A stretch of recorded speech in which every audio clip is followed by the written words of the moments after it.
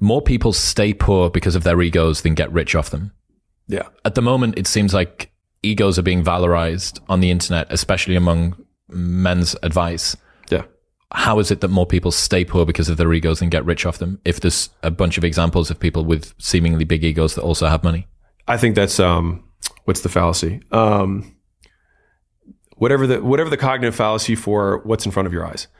I think there are far more people. Was it? Availability bias. There you go. Yep. I think there are far more people who are successful and significantly more successful than the people who are visible on content and I would say many of those people aren't actually that successful.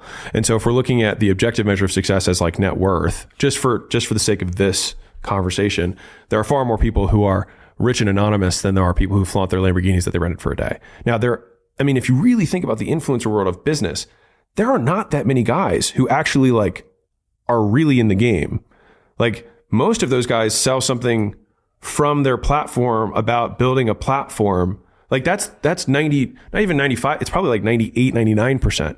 And so there's only like a very small select. And to be fair, those guys are all pretty humble.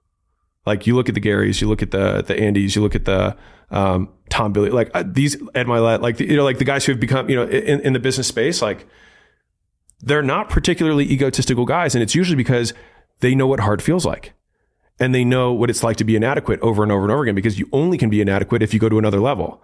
If you feel amazing, it's because you haven't moved up. Does that mean that if somebody wants to be successful and they feel like they've still got an ego, that they need to do some work on dissolving that? I think they just need to do harder things. Like you need to fight harder opponents. Like because the only way that you this little pool. The only way you can maintain an ego is by believing that you're a big fish in a little pond. Right. Or a big fish in whatever size pond you think it is. And if you're a big fish, you're not in a big enough pond. It's totally delusion. It's hard to comprehend. Like Bezos, if you've heard any of his interviews, seems like a very humble guy. But like you could have 100 billionaires in a room and he is worth the same amount as them. And then if you had each one of those billionaires is 1,000 millionaires, he's still worth the same amount as 100,000 millionaires and then him. So like there's just levels to it. And I think the moment you get to ego is the moment you stop growing, because you feel like you beat the level, but you just keep repeating the level rather than moving up, because there is a harder boss and they just haven't faced it yet. I suppose it's an easy way, if you were going to a karate class, but you decided instead of going to the adult one to go to the one that's under 11s, and you're going to kick the fuck out of all of these. Yeah, and you video it, and you're like, look at me, and it just happens to be that they're the same size as you, and like, just imagine they're like dumb on the inside, but they're adult size, and you're kicking the shit out of them. It's like, yeah, do it to Jones, right? Like, not going to happen. Yeah. And so, like, I'm going to say this. Go ahead. I'm just trying to say this the way that I take this the way I mean it. I get comments from people who are like, love your humility, Alex. And like, I don't think I'm that humble of a guy, being real, at least internally in my own head. But I am reminded daily of my inadequacy on the business game. Because like right now we've moved up a level in terms of like, now we're doing deals. Now we're investing in companies. We're taking on big risk. We're writing checks, like another level of the game than just owning one. Not to say that owning one business and growing it is not hard. It absolutely is a different kind of hard. But like I'm getting into this game and I'm absolutely the small fish. Like Warren Buffett made $90 billion on the trade he made in Apple in 2020. One move, right? And so I'm like, I am entering into a game. Like, how could I say that I'm good? Like, even if I was exceptional, it's still going to take 20 years to prove it. So like, I can't say anything. And by that point, I'll probably have other guys who are fucking titans at that point to remind me of the fact that I'm not as good as them. So in your estimation, is the presence of an ego something which artificially limits the size of the vision of how high you want to climb? Yeah, 100%. And because you can't both say that you cannot admit deficits and say you're awesome at the same time, in my opinion. Like, I can't say like, I suck at all these things and then also be like, I'm the best. Like, you can't do it. You either like, you suck at all these things. And I think it's the Dunning-Kruger effect, which is like, the more you learn about something, the more you realize you don't know. And so I think that if you have a tiny subset of things that you are studying and a tiny subset of people you're comparing yourself to, then it's really easy to feel awesome about yourself. But if you compare yourself to, I compare myself every day to Warren Buffett. And like, him and Munger are like my heroes, mostly because the way they lived life and what they like, just everything about the way they lived is something that I just love. And like, I have Buffett's net worth by age tracked, and I have like mine tracked, and I'm like, all right, just gotta stay above that line. And are you above it? He's got a big line at the moment? I am right now, but like I had like his world was different. Yeah, like Warren didn't have Warren to learn from. Yes, very interesting.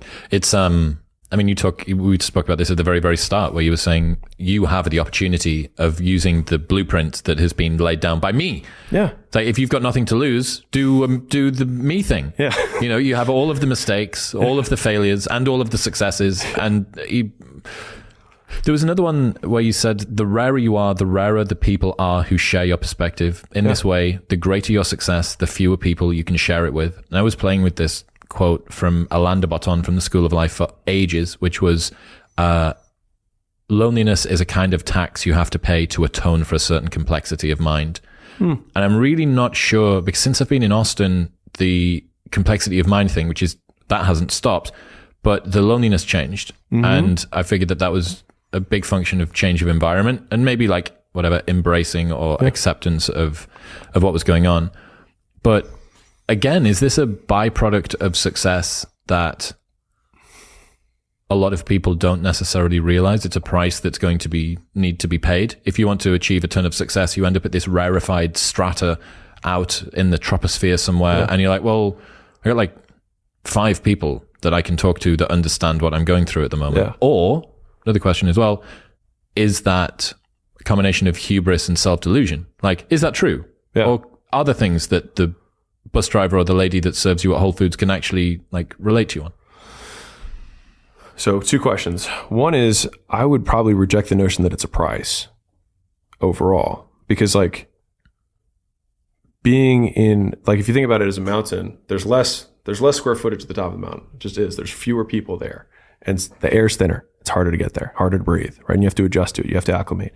And the people that are around you, like, there are fewer of them, but you could make the argument that they have even more context than anyone else possibly could. And so maybe the relationship you have are potentially deeper. Even if they're not, humans don't need that many relationships. So like, you just have a smaller pool to choose from, but like most people only have 2 or 3 good relationships in their life anyways.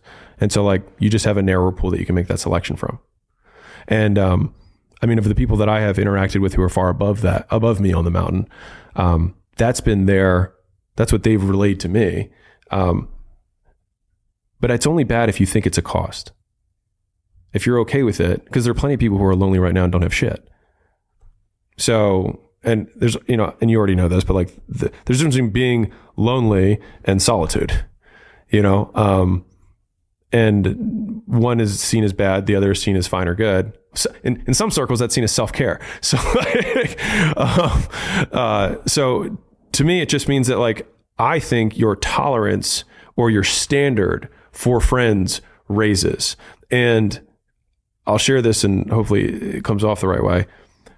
I entered communities as I was coming up and was like, wow, everyone here is bigger than me. And then I was able to, through achievement, rise through that. And then I lost context with that group. And so I think there's just more free agency of friendship that happens on your climb up, because you're just moving between strata more frequently, than it is that if I settled at one of these levels, then I would eventually find all the people at that rung. But if you're constantly on the move up the mountain, then more of that is in transitionary period on the climb. And it's only a problem if you'd hate it.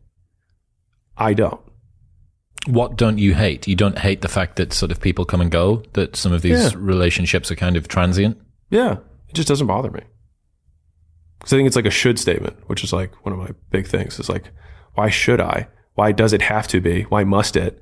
Doesn't must anything. It just is that way. And that's fine.